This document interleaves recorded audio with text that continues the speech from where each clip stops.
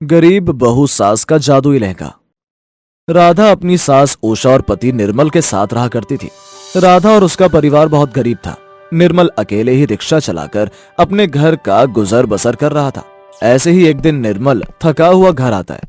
राधा, जल्दी से एक गिलास पानी दे दो और खाना लगा दो, बाहर बहुत गर्मी है और सुबह से कमाई भी नहीं हुई है, इसलिए सोच रहा हूँ आज आराम न करके काम करूँ। आप मुंह हाथ धो लीजिए, मैं जल्दी से आपके लिए खाना लगा देती हूँ। घर में राशन खत्म हो चुका था। जो राशन बचा था राधा ने उससे अपने पति के लिए खाना बना दिया था। अब राधा वो खाना निर्मल को दे देती है। निर्मल इस बात से अनजान था। निर्मल खाना खाकर घर से जाने लगता है कि तभी निर्मल की नजर खाली बर्तनों पर पड़ती है और निर्मल अपनी माँ और बीवी से कहता है, माँ, राधा, तुम दोनों ने खाना खाया या सारा खाना मुझे ही दे दिया?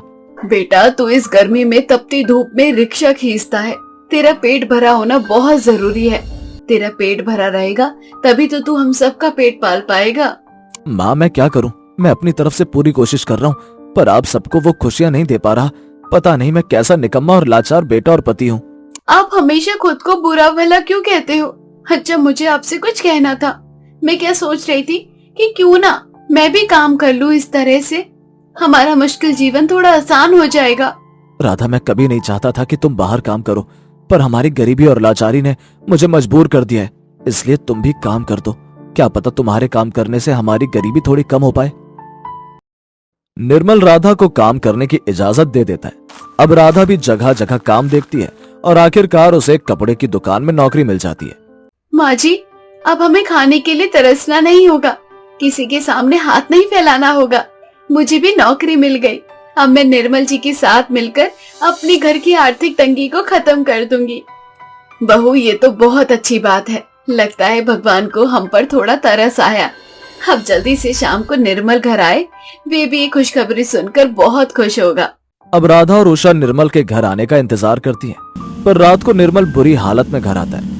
निर्मल की ऐसी हालत देखकर राधा और उषा के रोंगटे खड़े हो जाते हैं और रोती हुई राधा अपने पति से कहती है, ये आपको क्या हो गया? आपको इतनी चोट कैसे लग गई? आपने हमें कुछ बताया क्यों नहीं? ये कब और कैसे हुआ? राधा, मैं रिक्शा चला रहा था, मुझे चक्कर आ गया और मेरा बैलेंस बिगड़ गया, पर भगवान का शुक्र था कि मैं बच गया। मेरा एक्सीडेंट एक ट्रक से हुआ है, पर अफसोस मेरे हाथ पैर टूट गए, मैं अपाहिज हो गया। अब मैं कभी रिक्शा नहीं चला पाऊंगा।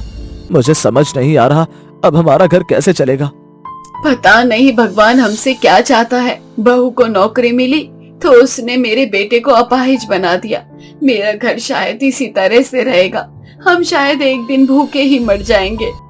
माँ जी, भगवान से नाराज क्यों होती हो? भगवान जो करता है अच्छे के लिए करता है। आज दोपहर में निर्मल जी के साथ इतनी बड़ी दुर्घटना घटी, शायद इसलिए मुझे नौकरी मिली, पर मैं अकेली अपने इस घर को संभाल लूंगी। अभी आपकी बहू जिंदा है। निर्मल की ऐसी हालत होने के बाद राधा के कंधों पर घर की सारी जिम्मेदारी आ जाती है।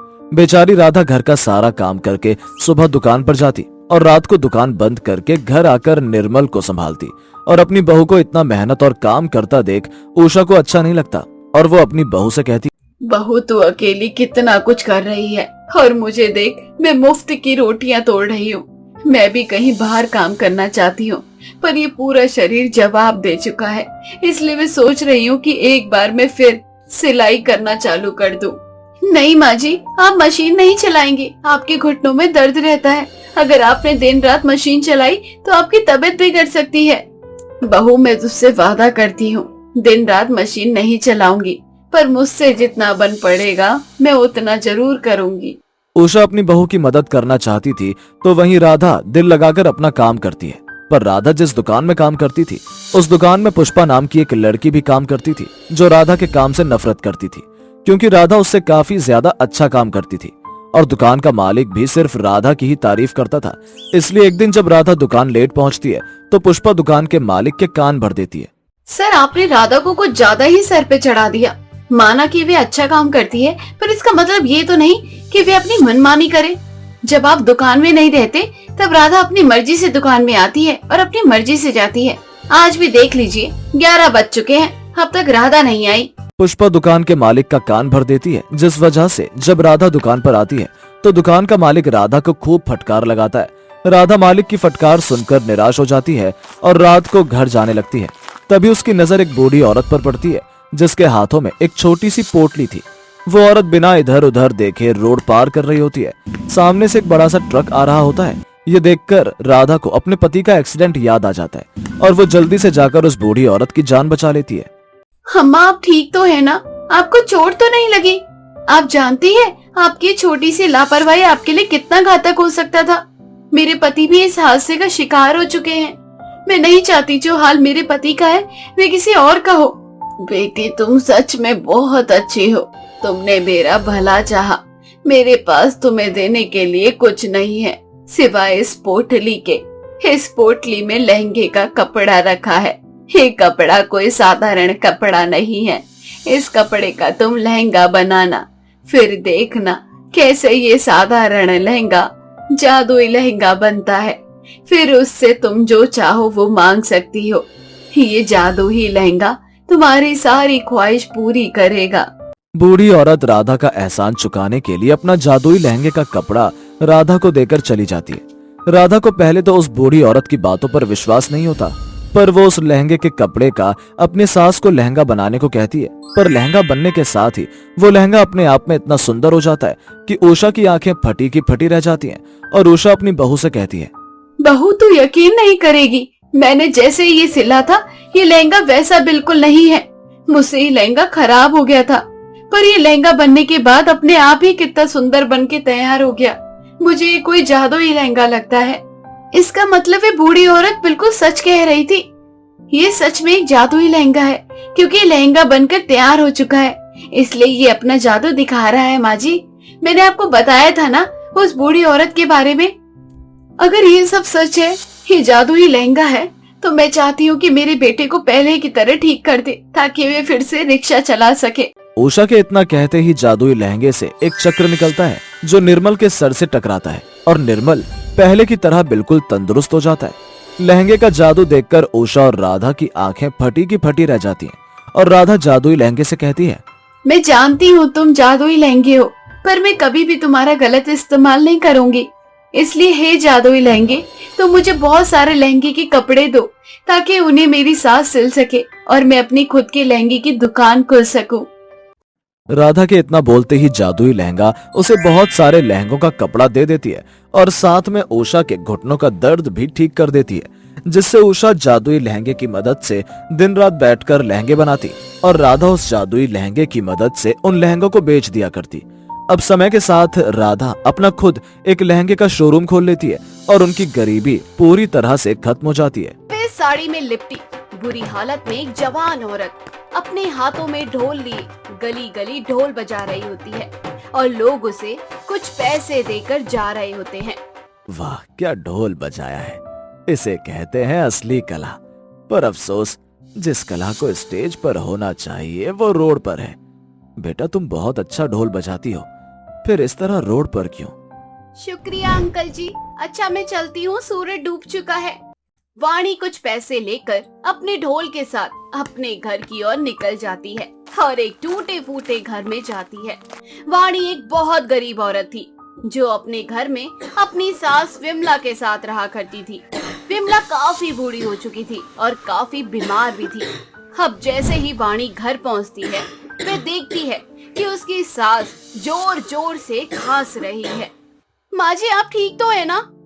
अच्छा हुआ जो मैं सही समय पर आ गई। आप रुको, मैं आपके लिए पानी लेकर आती हूँ। वाणी अब जल्दी से अपनी सास के लिए पानी लेकर आती है और अपनी सास को दवाई खिलाकर सुला देती है और खुद अपनी सास के पास बैठकर अपने आंसुओं को पोंछती है और अपने पुराने दिनों को याद करती है। अरे वीरेंद्र, आप फिर से आज मेरे लिए गजरा लेकर आ गए। माँ जी देखो ना, ये रोज मेरे लिए गजरा लेकर आते हैं। तो क्या हुआ बहू, अगर मेरा बेटा तेरे लिए रोज गजरे लेकर आता है, तुझ पर गजरा बहुत अच्छा लगता है। और एक ही तो मेरी बहू है, अगर वह भी 16 श्रृंगार करके नहीं रहेगी तो क्या इस बुढ़ापे में 16 श्रृंगार करेगी? सुन लिया माँ ने क्या कहा? और ये जो ढोल देख रही हो ना तुम, ये शादी पार्टी में उनकी खुशियों के लिए नहीं, अपनी बीवी की खुशी के लिए बजाता हूँ, क्योंकि मैं जितना अच्छा ढोल बजा लूंगा मुझे उतने पैसे मिलेंगे। और मेरा तो सपना है एक दिन स्टेज पर ढोल बजाने का, ताकि मैं फिल्मों में भी काम कर सकूं। आपकी मजाक करने की आदत तो आपकी कभी नहीं जाने वाली। इंसान के अंदर जिस चीज का हुनर होता है वो उसी चीज में जाता है। आप इतना अच्छा ढोल बजाते हैं, आप म्यूजिशियन क्यों नहीं बनते? क्यों फिल्मों में काम करना है? अरे मेरी भोली बीवी, मैं एक दिन बहुत बड़ा म्यूजिशियन बनूंगा, तभी तो फिल्मों के लिए जो गाने गाए जाते हैं उसमें ढोल बजा पाऊंगा। कितनी भोली हो तुम। अब मैं क्यों फिल्मों में जाना चाहता हूँ। वाणी बहुत भोली थी। वे कभी भी किसी की भी बात जल्दी नहीं समझ पाती, जिस वजह से वीरेंद्र और उसकी सास उसका खूब मजाक बनाया करते। ऐसे ही कुछ दिन बीत जाते हैं, पर एक दिन वीरेंद्र थका हारा घर आता है और काफी परेशान भी। वीरेंद्र को इतना परेशान देखकर वाणी वीरेंद्र से कहती है, वीरेंद्र जी क्या बात है, आप इतने परेशान क्यों हैं? वाणी, मैं जिस जगह काम करता था उन लोगों ने मुझे काम से निकाल दिया। पर क्यों? आप तो कितना अच्छा ढोल बजाते हैं, फिर वे ढोल वाले आपको क्यों निकाल रहे हैं? कुछ तो बात हुई होगी ना? मैं कुछ नहीं जानता वाणी, और मुझे समझ भी नहीं आ रहा क्या करूं। कहीं और काम भी नहीं मिल रहा। आज पूरा दिन मैं काम ढूंढने में लगा था। हर जगह वैकेंसी फुल है और जिस तरीके से ढोलकी की कमी हो रही है, लग रहा है कि हम ढोल वालों का तो करियर बर्बाद ही हो जाएगा। वीरेंद्र अकेला था, अपने घर में कमाने वाला।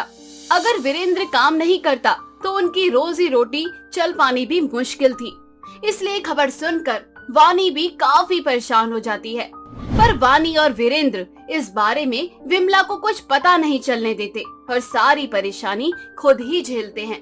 समय यूं ही बीतता है, पर वीरेंद्र को कहीं काम नहीं मिलता।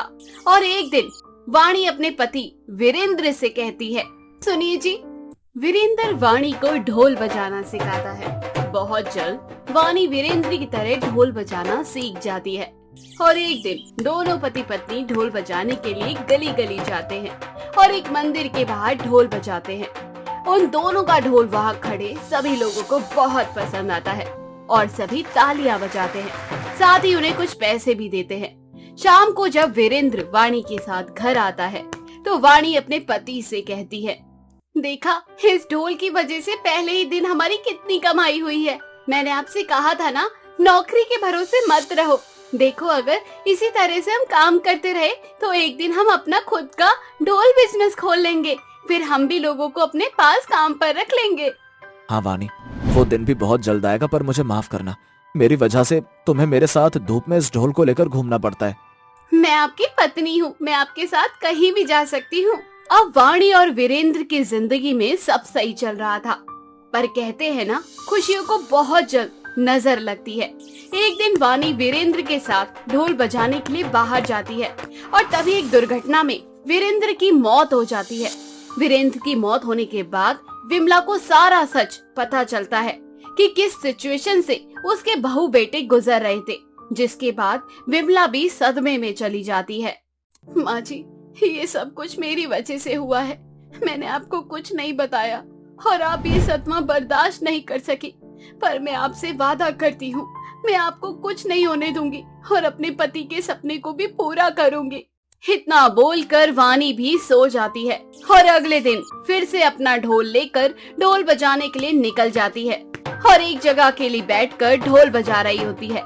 तभी सर पर पगड़ी और तन पर नए कपड़े पहना एक लड़का उसके पास आता है और हांफते हुए उससे कहता है, मैडम, आप बहुत अच्छा ढोल बजाती हैं, क्या आप मेरी एक मदद कर सकती हैं?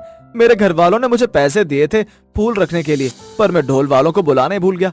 अब पूरा घर मेरे ऊपर चढ़ा हुआ है। आज मेरे भाई की शादी है, आपको सिर्फ 2 घंटे ढोल बजाना है। मैं आपको इसकी मुंह मांगी रकम दूंगा, प्लीज 2 घंटे ढोल बजा दीजिए।